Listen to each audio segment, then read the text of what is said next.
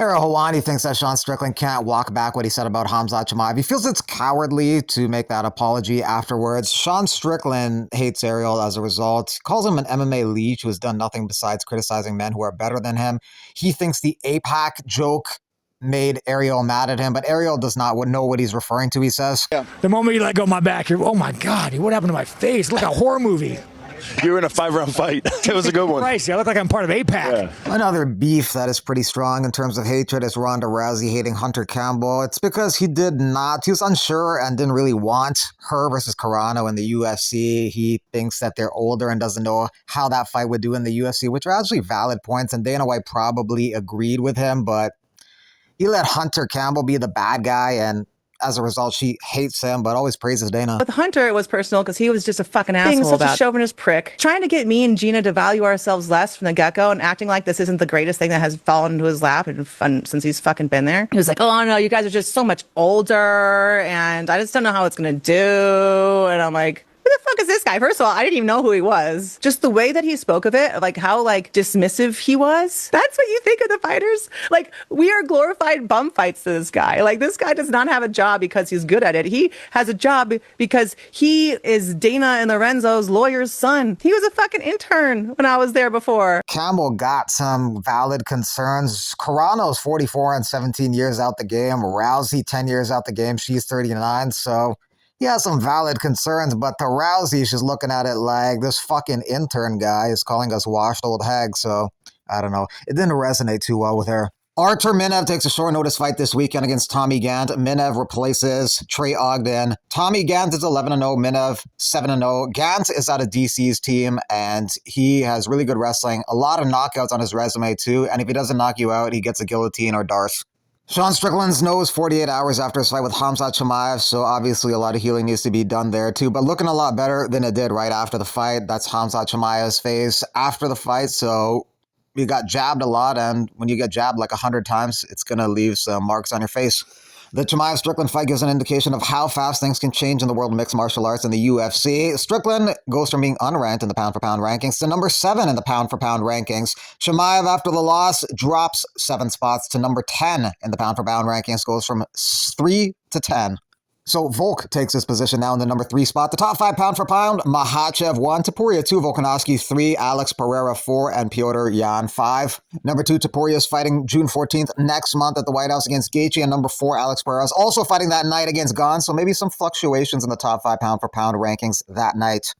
With Strickland the new champion, the top 2 is Khamzat and DDP, 1 and 2, but Khamzat will lead the division, so the new top 5 will end up being DDP, Imavov, Ohio, Allen Hernandez, and just outside of the top 5 will be Joe Pyfer. Imavov will end up getting the next title shot. Also, a change in the welterweight rankings is Yaroslav Amosov moving up 4 spots after his victory of the weekend over Joel Alvarez, so dropping 1 spot as a result is Bonfim, Malat, Venom Page, and Rodriguez, and Uros Medic drops 2 spots to number 14. So now Yaroslav Amosov is top 10, some potential opponents for him next. Buckley, Usman, Edwards, but Edwards may take on Uros Medic next in Serbia. That's what Uros Medic wants, but now they're separated by 7 spots in the welterweight rankings. Bonfim's looking to move up 6 spots in the rankings when he takes on Bilal Muhammad June 6th at the Meta Apex, headlining that card. Brady didn't move up after his win over the weekend over Buckley. Buckley didn't move down after his loss. He's still ranked number 9 in the division. Brady's down to fight Usman next, even though he's 2 spots lower than him in the rankings. So Brady is down to fight guys beneath him in the rankings. He fought Buckley 3 spots below him, and he's down to fight Usman next, too, who's 2 spots below him. Now both Brady and Usman have beat Buckley in their last fight via decision. Brady a 3-rounder and Usman a 5-rounder, but Brady's was a lot more dominant in performance. The champion of the division, Makhachev, will likely defend in August against Gary, and Carlos Prates wants the winner of that fight. Marab enjoying his time with tall streamer Jean Marie. Okay. Okay. Let's go. Are you ready? Let's go. Nice. I have to train to beat my next opponent. What? And then we can training later. Me and you work on cardio, but right now I have to actually wrestling, to grappling, and I have to go. I'm gonna leave my friends with you to entertain you. They will try to entertain you, and then I will be here later tonight. Okay, I'll wait for you. Yeah. TKO announces a multi-year agreement that will stage a series of UFC, WWE, PBR, and Zuffa boxing events in Arizona. The 7-event agreement will span 3 years and feature some of TKO's most high-profile live events, so the UFC will probably return to Glendale and Phoenix, Arizona over the course of this agreement.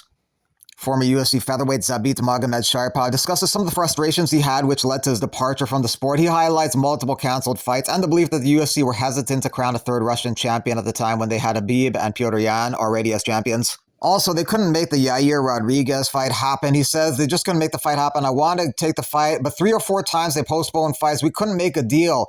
But all these times I was making weight, going through camps, flying to America. By the time you get there, you've already been through so much, the weight cut, training, camp, and everything. Then you arrive 2 or 3 weeks before they tell you, that's it, he's injured. They postpone it again. I go back home again, and then I start all over again. Imagine about 5 times. I got tired of it. Like, how much can you take? We had some agreements with them. If he pulls out of the fight a 3rd time, they give me a title fight automatically. That's what we talked about. Then the 3rd time, he found excuses, came up with a lot of reasons. Then they started offering me someone else. First, the Zombie, then some other guy. But really, at that time, it was just me and Rodriguez. The 2 of us were contenders, and they didn't want to make me a champion. I know why, too, because at the time, there were a lot of champions from Russia. Khabib was the champ, and then Petr Yan. Because of that, it wasn't beneficial for them to have a 3rd champion to be from Russia. At first, before they were around, they promoted me really well.